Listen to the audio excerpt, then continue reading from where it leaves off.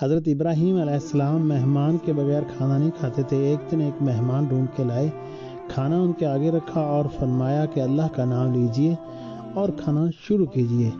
تو اس بندے نے کہا کہ میں بتوں کا پجاری ہوں اور روٹی کے چند لقموں کے لیے میں بتوں سے بے وفائی نہیں کر سکتا۔ تو حضرت ابراہیم علیہ السلام نے فرمایا تو بتوں سے بے وفائی نہیں کر سکتا اور میں تجھے کھانا نہیں کھلا سکتا کہ تو اللہ کا نام نہیں لے سکتا؟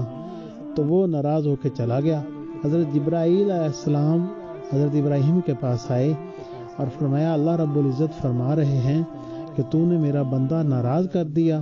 تو حضرت ابراہیم علیہ السلام نے عرض کی کہ وہ تیرا بندہ تھا یا اللہ، کہ وہ تو تیرا نام لینا گوارا نہیں کرتا تھا۔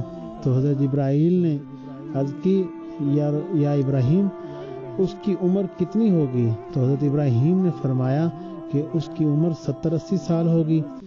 تو اللہ پاک فرما رہے ہیں حضرت جبرائیل نے عرض کی کہ 70-80 سال سے اللہ تعالیٰ اس کو روٹی کھلا رہے ہیں، آپ ایک دن اس کو نہیں کھلا سکے؟